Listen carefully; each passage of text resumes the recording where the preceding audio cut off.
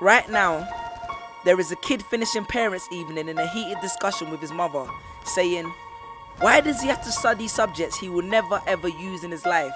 And she will look at him blank-eyed, stifle a sigh, think for a second, and then lie. She'll say something along the lines of, you know, to get a good job you need a good degree, and these subjects will help you get a good degree. We never had this opportunity when I was younger. And he will reply, but you were young a long time ago, weren't you, Mum? And she won't respond, although what he implies makes perfect sense, that society's needs would have changed since she was 16. But she will ignore him, grip his hand more sternly, then drag him to the car. But what she doesn't know is that she didn't ignore him just to shut him up. She didn't lie because they were just returning from parents' evening and an argument in the hallway would look bad on her resume. She won't lie because she's just spent the last 1 hour convincing a stern-faced teacher that she will ensure that her child studies more at home. No, she will lie simply because she does not know any better herself. Although her whole adult life she has never used or applied Pythagoras' theorem, pathetic fallacy, and still does not know the value of x, she will rely on society to tell her that her child, who has one of the sharpest minds in the school, is hyperactive, unfocused, easily distracted, and wayward. Students, how many equations, subjects, and dates did you memorize just before an exam never to use again? How many A grades did you get which were never asked for when you applied for a job? How many times have you remembered something 5 minutes just after the teacher said stop writing, only to receive your results 1 month later to realize that you were only 1 mark short of the top grade?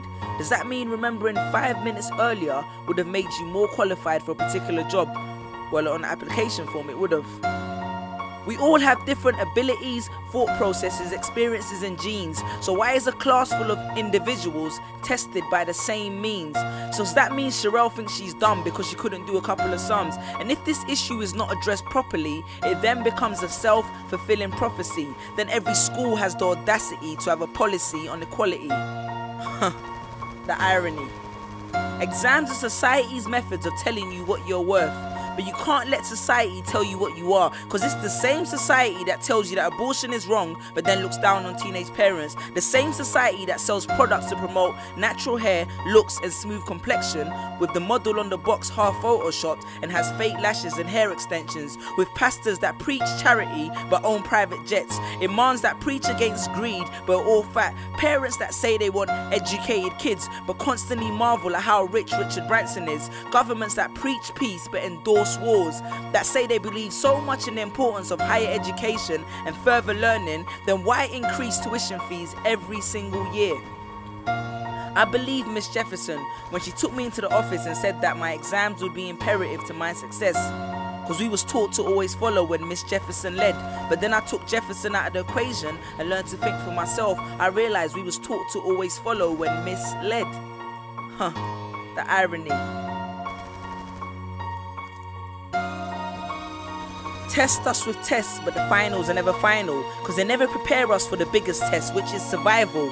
And what I suggest is fairly outlandish, so I do not expect everyone to understand this, except for the kids who knows what it feels like to be worth no more than that D or that A that you get on results day, and the ones whose best stories were never good enough for the English teacher, because apparently you missed out key literal techniques, did not follow the class plan, and the language was too informal for him to understand. But then he'd reference Hamlet and Macbeth, and you'd fight the urge to express your contempt by partially clenching your fist with only your medius finger left protruding in the middle of your hand, and then asked if he was aware that Shakespeare was known as the innovator of slang. Or the kid at the back of the class who thinks, why am I studying something that doesn't fuel my drive? But then when confronted with a maths problem, his eyes come alive. So this one is for my generation, the ones who found what they were looking for on Google, the ones who followed their dreams on Twitter, pictured their future on Instagram, accepted destiny on Facebook. This one's for my failures and my dropouts, for my unemployed graduates, my shop assistants, cleaners and cashiers with bigger dreams, my self-employed